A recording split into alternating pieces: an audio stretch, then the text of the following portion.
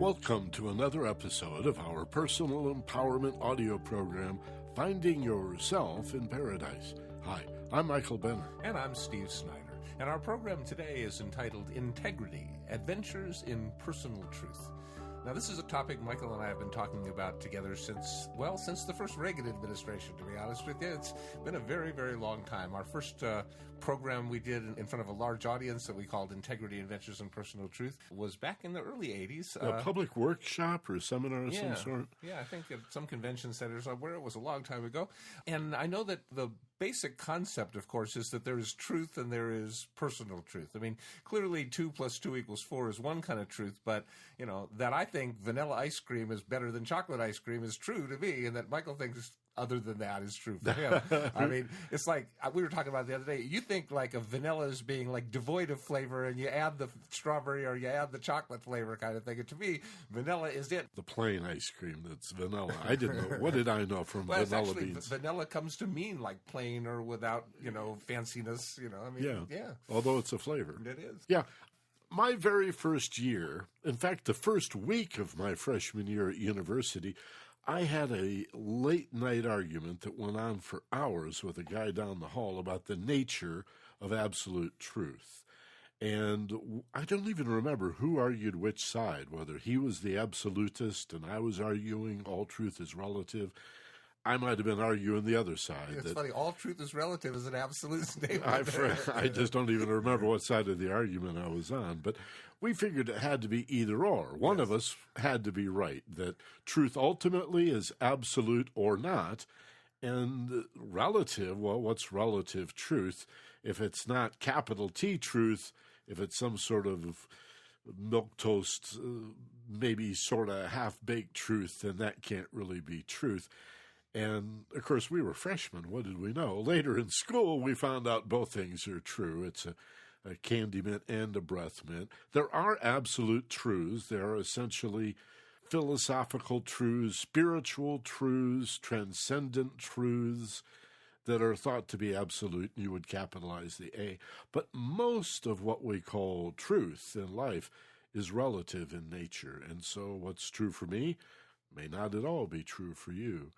And we have to have an understanding of that if we're going to be integrated, if we're going to be at once a society that works together for the greater good and yet honors the diversity among individuals. We need a diverse gene pool. We need to respect people that disagree with us.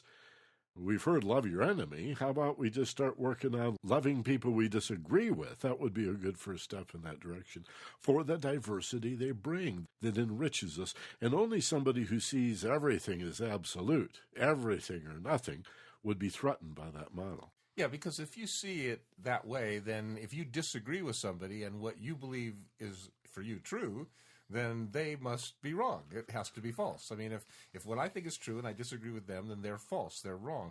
The secret to relationships between two people, between countries, between civilizations is to understand personal truth. Is to understand that I'm right from my side and you're right from your side. That we can both be right and have truths that are different and in fact even disagree with each other and still be right. For example, in a relationship, one person could have a truth that the best way to take a vacation is to go to the beach and lay there and do nothing and just wind down and relax from all the stress of life. And another person could say, no, the way you do vacations is you go to Europe and you visit 12 cities in 16 days because you only get so much time in your life to do these kinds of things, and vacation is when you... And both are true, and yet those two people can't go on vacation together every time. They have to find a way to balance those truths. But if one's right and the other's wrong, and they always go to the beach or they always go to the city, then you have a very unhappy relationship. And that's most people. Remember, the nature of stress,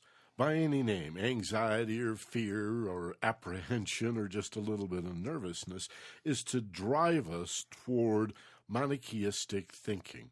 That is, false dichotomies, where we see absolute truth as everything or nothing. And even this concept of relative truth, I think, as people get increasingly stressed, they reject it. They may tolerate the fact that you disagree. They may agree to disagree, but in their hearts they know You disagree with me, and I know I'm right, therefore you must be wrong.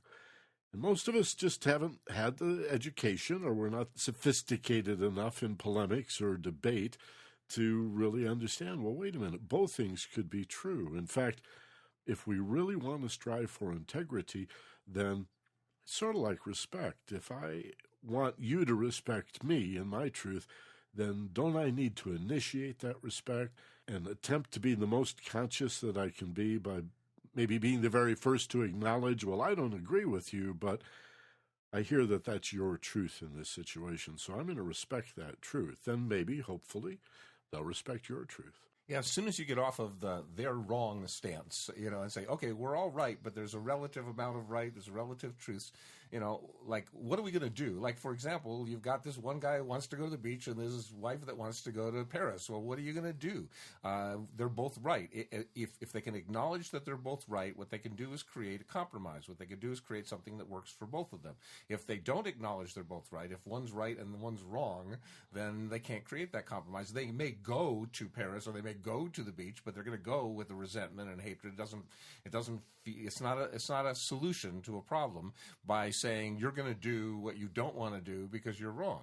So it's granting the other person's rightness. Now, sometimes I think there's a relativeness to truth. For example, it may be true for you that you want scrambled eggs for breakfast, but it's really, really important to me to have French toast, and so I say, man, I really want French toast, even though your truth was scrambled eggs. I mean, could we, and you see that French toast is way more important to me than scrambled eggs is to you.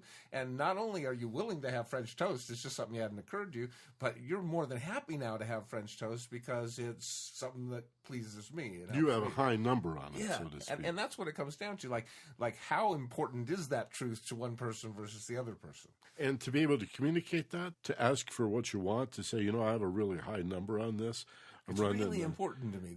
Like a 8 or a 9 on a 10 scale, and where are you on that? Well, again, if we were out of our integrity and only want what we want, we could lie and make everything a 9 or a 10. But then what kind of relationship do you have?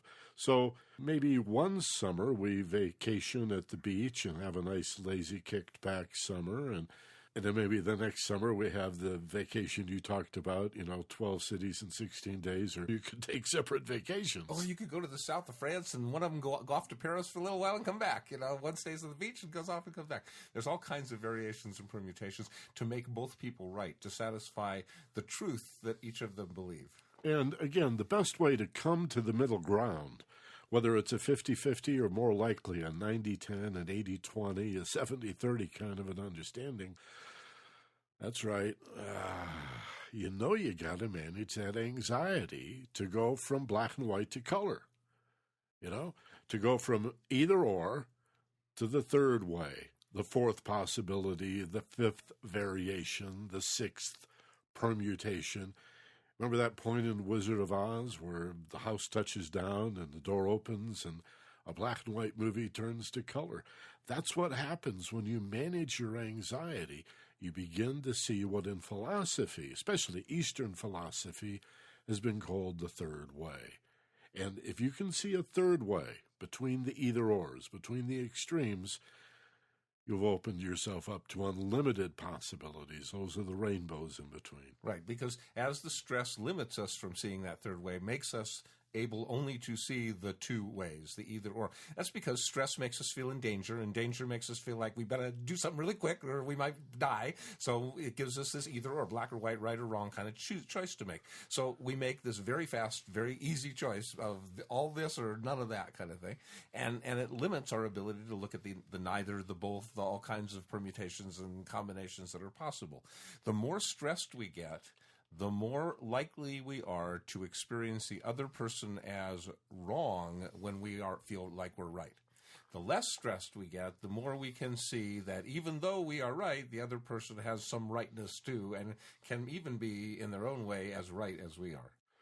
Part of the danger in these false dichotomies, I referred to it earlier as manichaeistic thinking. It goes back to a lot of early religions. Zoroastrianism and early Judeo-Christianity is very either-or. You look at Taoism, it's based around the yin and the yang, except there's a dot of the opposite in each, and a waveform through the middle. So it's suggesting that the opposites are actually polarities, and that there's a whole field of variation and permutation in the middle. And then set that whole Tao sign in motion, have it spinning and rolling. That's a very profound concept, and takes the philosophy of the cross, I don't mean this in a religious sense, but in a philosophical sense, to the next dimension. Because in many ways, the horizontal arm of the cross, the horizon, the physical world, represents that yin and yang, that in-breath and out-breath, the ebb and the flow, the you like strawberry, I like chocolate, it's all good, whatever, as long as nobody's hurting anybody, we can all get along. The vertical member of that cross would represent the relative on the bottom. That's the bottom of the pendulum, right, swinging back and forth. But the top end of that vertical element, that would be the absolute. In fact, a philosopher's word for God is the absolute. At one point that never shifts, that That's never right. moves. The bolt that the pendulum is hooked to, right. which in philosophy stands outside of space because it's fixed and unmovable, just like in geometry. Remember, we were taught in high school or middle school in geometry that a point takes up no space. It's just a location on an XY or an XYZ graph. And that's really from metaphysics, the idea that the supreme exists beyond space and time. So it's outside of space and time. So it takes up no space, it takes up no time. So both things can be true, but the hazard I started to mention in all of this is the idea that to an either-or thinker, to somebody under stress who's nervous or anxious, not only are there only two ways anything can be, but then all variations and all differences become opposites. And the secret to understanding the nature of opposites is that they oppose. Yes. Opposites cannot coexist. Complements can coexist. Different things can coexist, but opposites must oppose. Exactly. So if we disagree just a tiny little bit, like I hear you, I'm with you 90% of the way, it's just this one little area where we disagree, well, bam, to most reactionary people, to most people locked into absolutist thinking, it doesn't matter how minor the disagreement, we're opposites. It doesn't matter on how much we agree on. The fact that we disagree just a little bit in this one area makes us opposites, at least in this one area. And if I oppose you, then I am a threat to you, which compounds the stress, and now we've got a vicious cycle where your stress and anxiety causes you to see all variation as opposing you, and now you're even in more stress and more likely to see any difference as in opposition.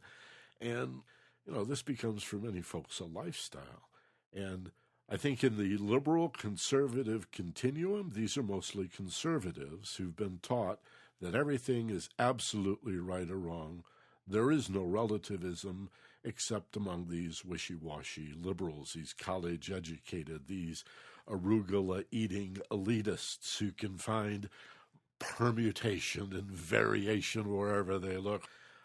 We're not just talking politics and current events here, but in all affairs, one would have to understand that that's a very limiting mentality. I'm one who loves variation. I don't want just 8 colors of crayons in my box. I want 128 colors of crayons in my box. I want the most diversity and variation that I possibly can get. But to an absolutist, that can be a threat. Indeed, it automatically would. Drawing outside the box is wrong. Out of the box is a bad thing to someone who's looking at the world from a point of view of needing it to be what they believe it to be. The problem is that we have to step outside of the box. We have to expand what we know and learn and understand and grow and let our truths grow as well. So the box contains the truths we now know, but out of the box are the truths that we don't yet know. The problem is that also out of that box are the lies, the deception, the untruths, the falsehoods. And so we have to take a look at those as not belonging in our expanded box, because integrity is truth. A lie is a cancer in a bastion of truth. A lie causes things to corrupt.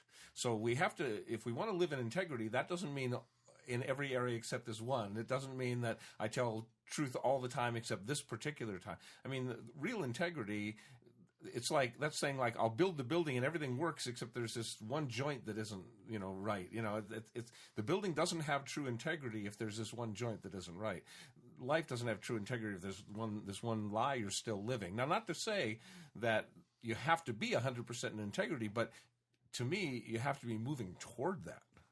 I think for many people, Steve, this argument of what's absolute and what's relative in truth, as we discuss the concept of integrity here, we have to really talk about the fear that rules with those who need everything to be absolute. Again, I'm willing to concede that some things are absolute.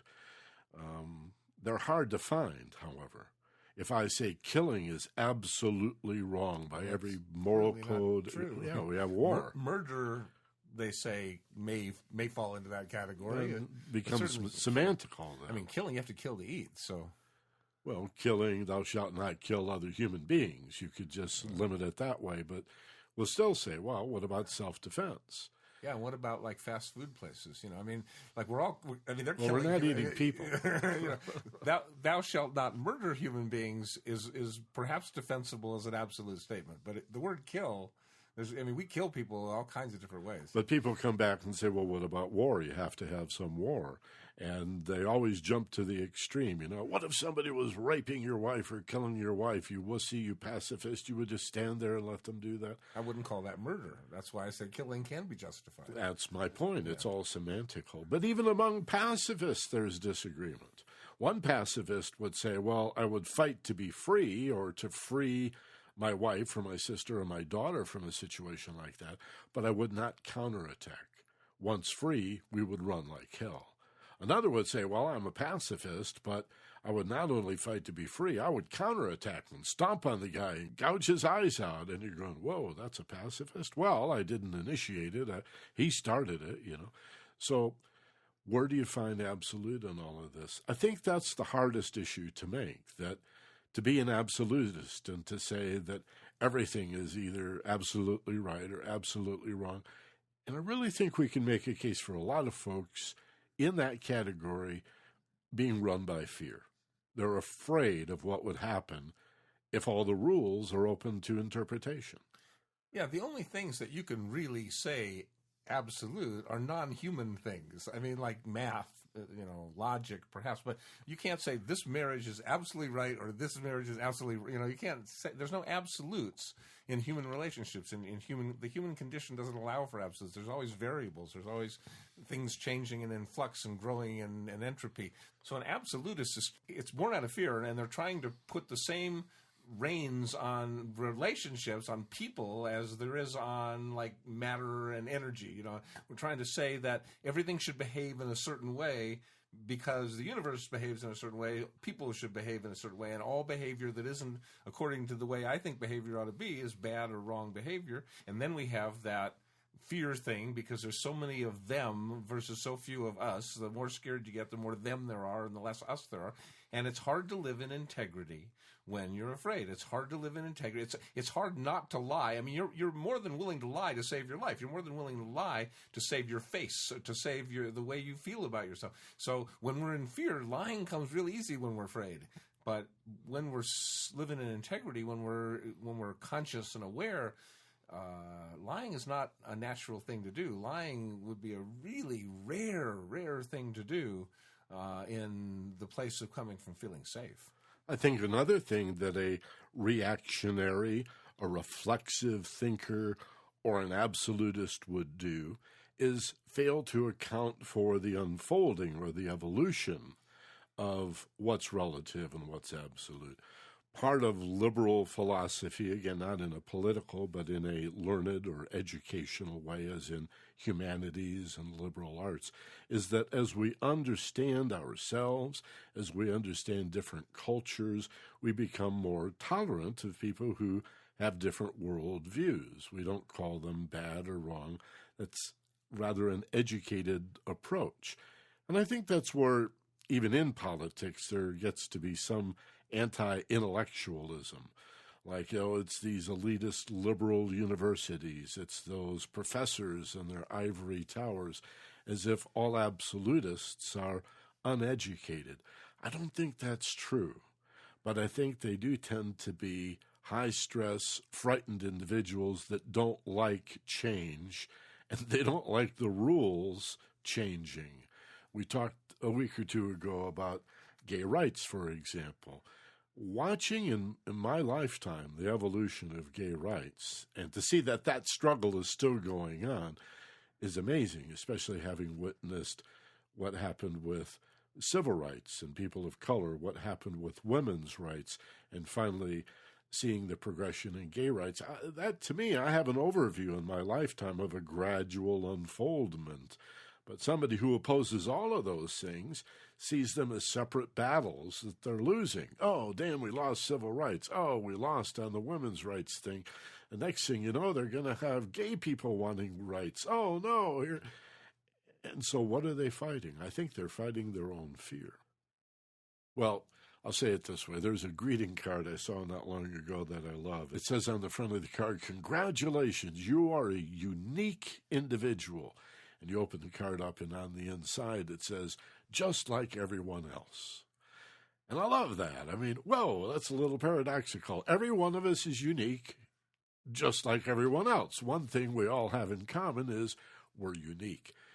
We need to honor that, to be in our integrity, and to know that the one life, in order for it to be whole, to be well integrated, for each of us to be an integer in that larger one thing, it has to be diverse, just like an ecosystem needs to be diverse. A gene pool needs to be diverse to be strong.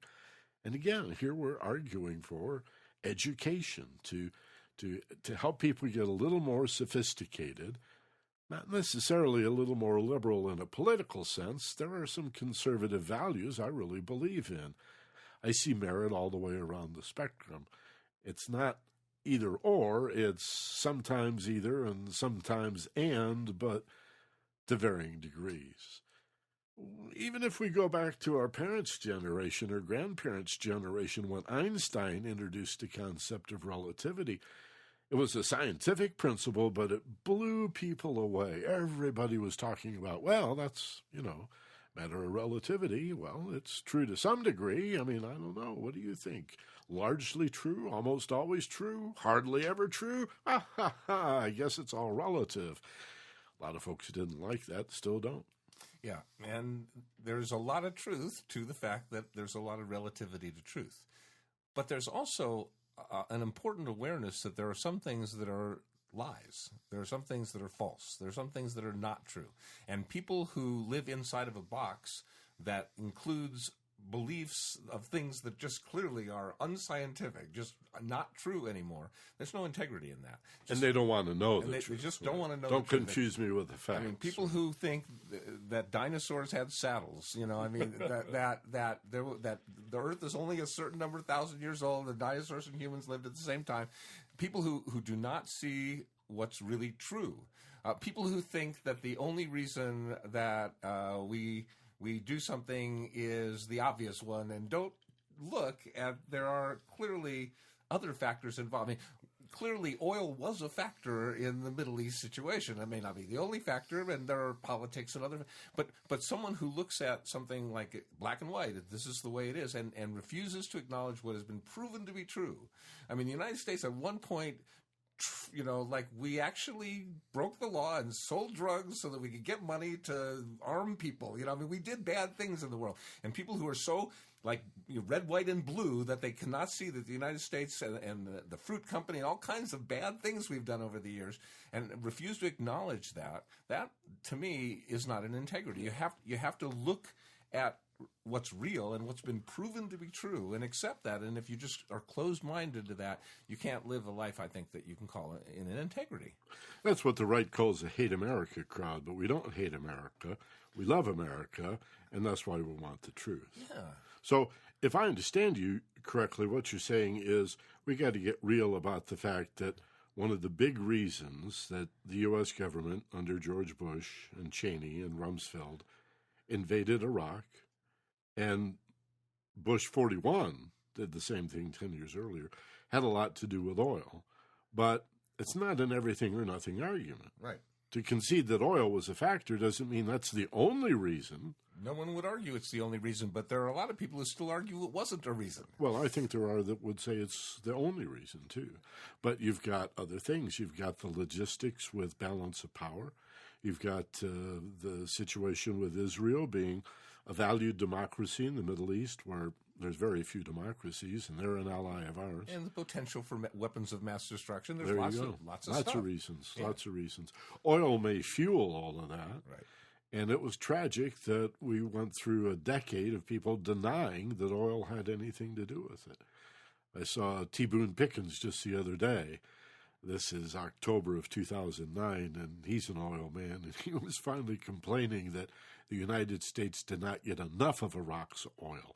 That, okay, we stole it, but we didn't steal all of it, that we let Dutch Shell have a little, British Petroleum got a little, and he was bemoaning that. But I thought it was hilarious after 10 years and more of, oh, no, this has nothing to do with oil. It was 9/11. And then, no, it wasn't 9/11. It was regime change. And then, no, it wasn't regime change because we got Saddam. Now we're going to build a democracy. And they kept changing the reason we were there. And of course, we're still there. And we're still there, but just the other day, President Obama met the plane bringing the dead soldiers home from the battlefield, acknowledged the ugly side of war, and I think Bush, it was all rah, war is a good thing. We're over there because we got to get those. And I think there's a difference. I mean, it feels different to me. There's more integrity when you acknowledge that war has its cost than just wave the flag and say, it's a collateral damage. It's also important to point out the Orwellian doublespeak, or newspeak it's sometimes called, that our government and members of both political parties do the same thing. They will deliberately obfuscate with language, play language games, like President Bush calling the enemy the evildoers, which means, of course, they're evil and so everything we do is good. Well, that means it's okay for us to torture now because we're the good torturers, and they're the bad torturers. Well, Americans will buy that. Or if it was some other nation waging war, they might find that appealing as well. But if you're the subjective third party and you go, no, there's no good torture, there's no good genocide, there's no good mass graves. And those peacekeeper missiles hurt just as much as real war missiles would. Yeah, this is just Orwellian newspeak. Another thing that I see in contemporary politics is take what you're doing, describe it in the most truthful and offensive way, but attribute it to the other side. It creates such profound confusion among the masses that their tongue gets all tied in knots. Like Hannibal Lecter, who could get the guy in the cell next to him to choke on his own tongue. There is some of that. There is a science, sometimes called neurolinguistic programming, that's being used by an office in Washington called the Office of Perception Management. Now, I have not heard that the Obama administration has taken that down. Perhaps they have. But the last I heard, it was still there. An Office of Perception Management. That's a propaganda office. And yet others would argue, especially the absolutists, that say America is always right. And we're not fighting for oil. We're fighting for freedom. We're not just another country competing for global resources. We are the good guys. Truth, justice in the American way. Increasingly, that's falling on deaf ears. And what Cheney and a lot of these right-wingers, I think, are concerned about is a world where people begin to look in a balanced and fair way at what does it mean to integrate the world, to bring the world together so that we could have examples of free market, examples perhaps where appropriate of rather monolistic capitalism, other examples of socialism or maybe even communism. Is not a farm co-op in Iowa a communist institution, or a kibbutz in Israel technically communistic? They are communes. Well, of course. They can easily lack the dictatorial problems that we saw with Stalin in the Soviet Union or with Mao in China. We've conflated all of that stuff. And so I very much look forward to a future where well-educated people can take a breath, step back, and say, how about a little of this and a dash of that, and we'll just blend in a touch of this where appropriate. Same thing with technology. The question is not, do we go back to kerosene lamps and horse-drawn carriages, but what's appropriate? In some cases, we want high-tech. Give me that computer. But we could power it with a windmill, which is very low-tech, and in balance, get appropriate technology. This is what happens when we move from an absolutist to a relative way of thinking, and when we can begin, I think, to find that personal truth that is what integrity and diversity is really about. The irony is, to be strong and unified, we have to honor and respect diversity. We do have to honor and respect diversity. We also have to put our foot down against dishonesty and lies, and falsehoods that are perpetuated, and fundamentalist beliefs that have no longer appropriate, no longer hold true. You know, in every religion and in every philosophy, there are those people who follow a book to the letter, and when you follow a book to the letter, a book that was written a long, long time ago and the world has changed, you've got to adapt. And when Einstein proved that all of Newtonian physics wasn't absolutely true, you can't just say, well, I don't care. You know, I'm just still going to believe that even faster than the speed of light, it's going to maintain these same basic structures and laws. The truth is the truth, and there is an absolute truth about some things. And when someone says that what is true is not true, you have to stand up for what is true.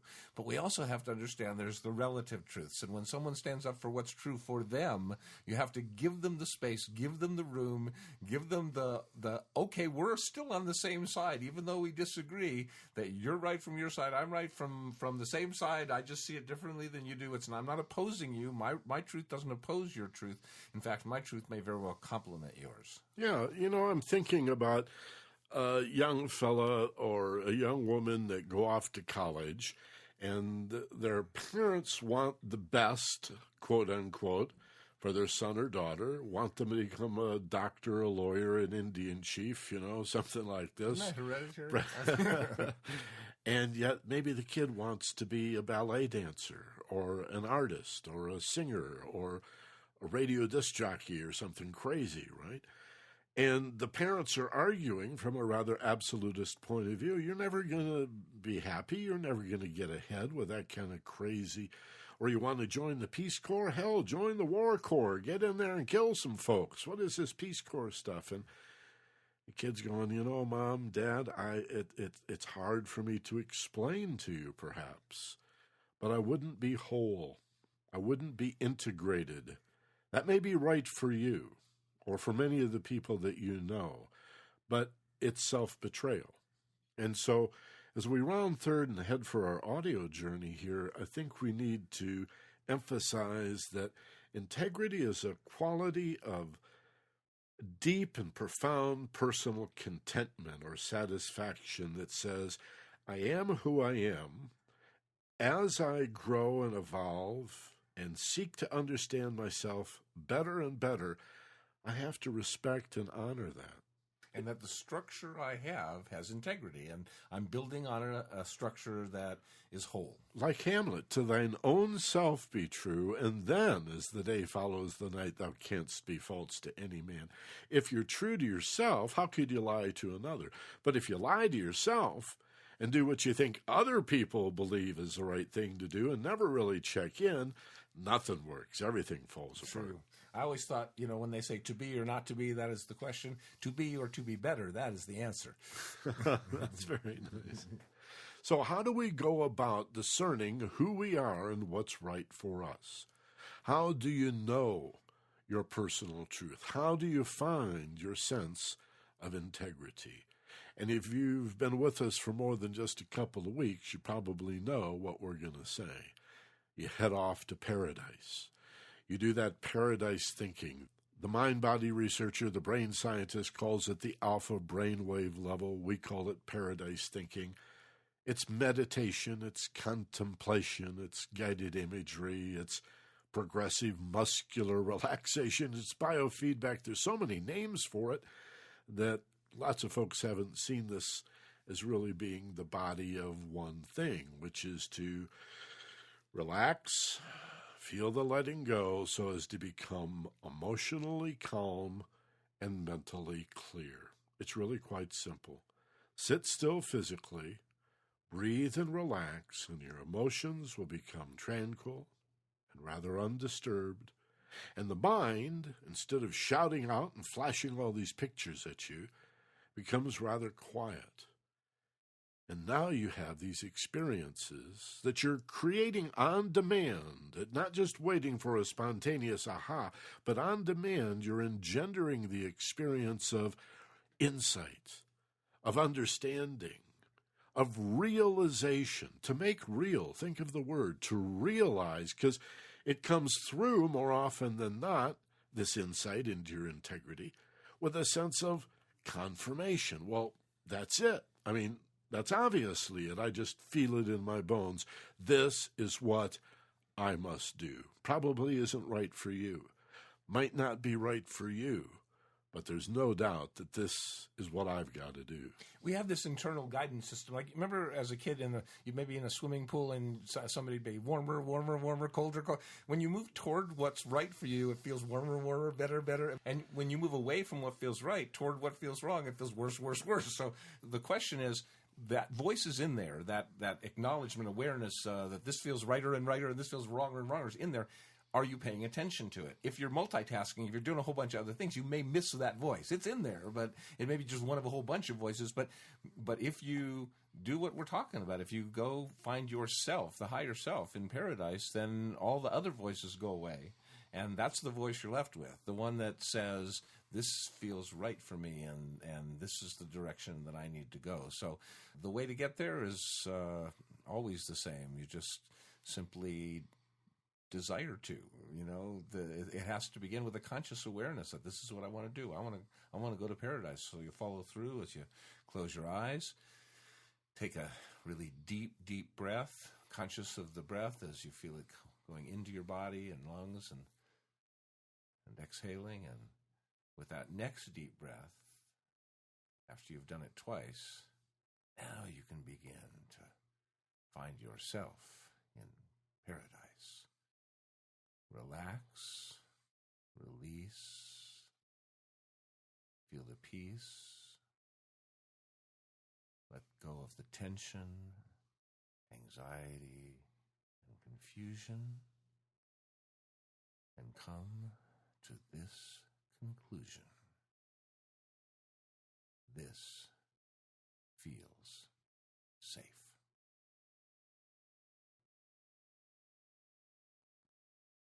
Essential first steps to feel safe.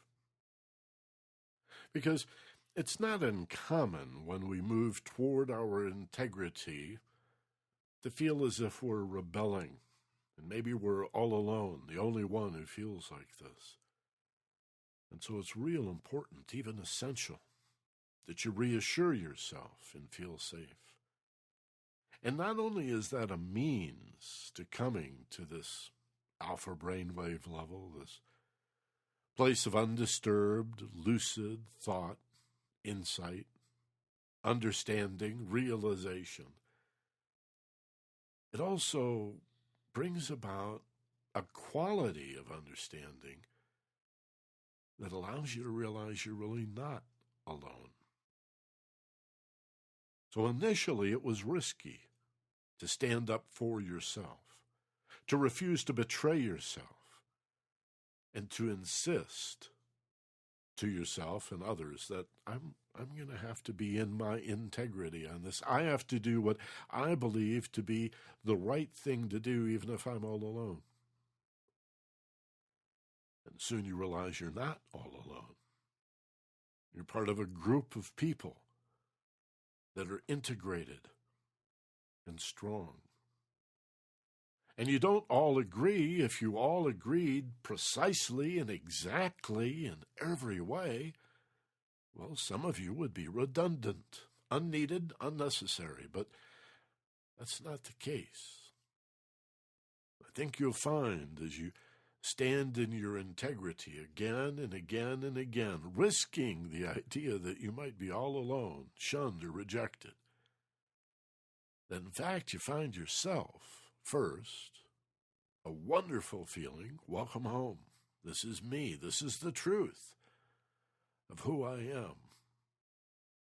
And then as if somebody had cleaned your glasses, you look out at the world around you and find that fear that you'd be all alone was just an illusion. In fact, there's lots of folks that are working very, very hard, committed, even dedicating their lives to being in their integrity, to be strong, to be whole, and to be complete.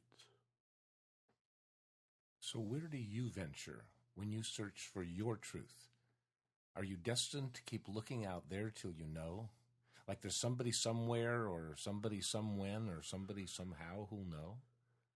Do you think you'll find outside your mind your truth that was meant to be? Do you think that I could find my truth in you or that you could find your truth in me? Well, if that's not what you think, then you're right on the brink of realizing what really is true. Now, it comes as no surprise. You just close your eyes, and integrity comes flowing right on through. And you'll know it's true as it comes through you in this state that feels so nice. Because there's only truth and integrity here in paradise. So whatever it is that you explore, whatever you want to learn, wherever you want to grow and know more, go with what feels right in your gut, in your heart. If you're not sure in your mind, that's not a place to start. Just close your eyes and realize that you can go deeper into what you feel. And when you're checking out what's in your integrity, that's where you'll find what's real.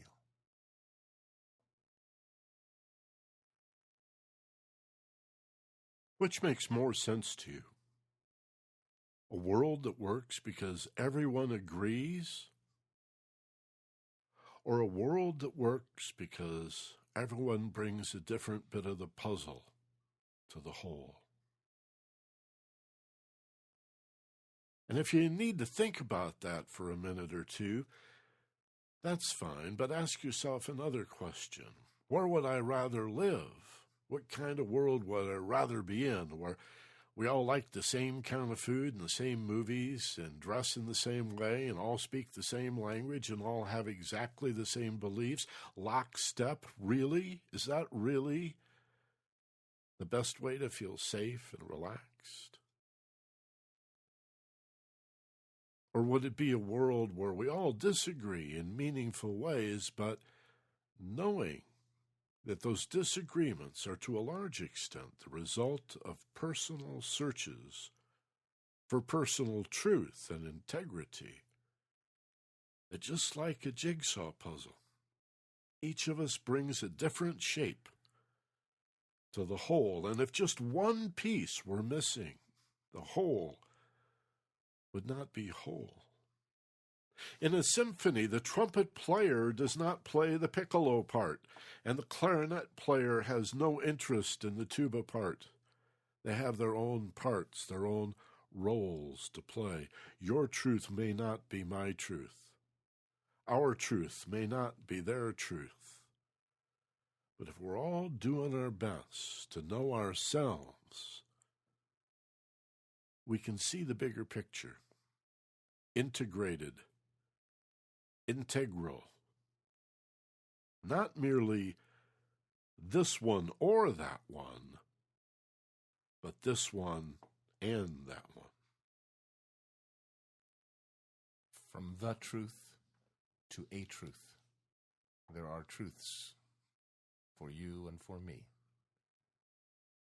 And if I can allow your truth to be, and you can allow the same for me, we can live in harmony. You're right from your side, I'm right from mine. It's just the way we see it. And we have the power to define truths for ourselves and allow others to define them in a different way. Allowing other people their truths creates a better way.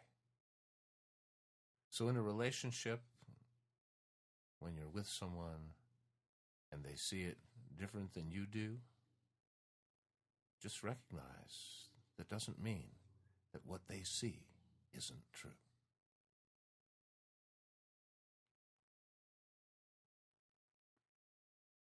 Bring these feelings with you gently, effortlessly back into the room as you remember now the room around you, preparing in a moment to open your eyes with a full memory of what you've just done, and a realization of the value of returning to this place of peace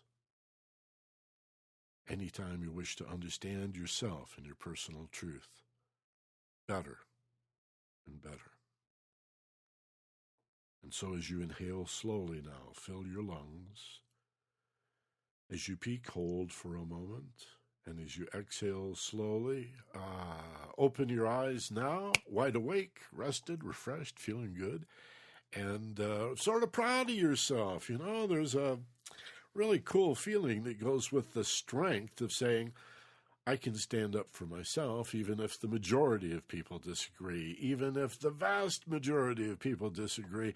It's a wonderful feeling to know yourself well enough to say, well, that may be right for you or good for you, but I'm going to have to go this way. Yeah, so tell your friends to go to focusedpassion.com and get the free Focused Passion account.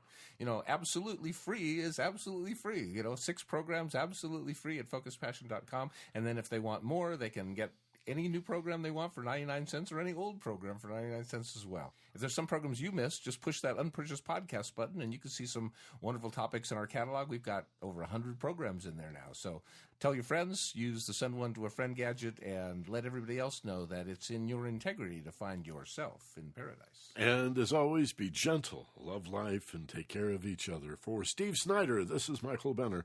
Aloha from Maui. Maui. Maui. Maui, Maui, Maui, Maui, Maui.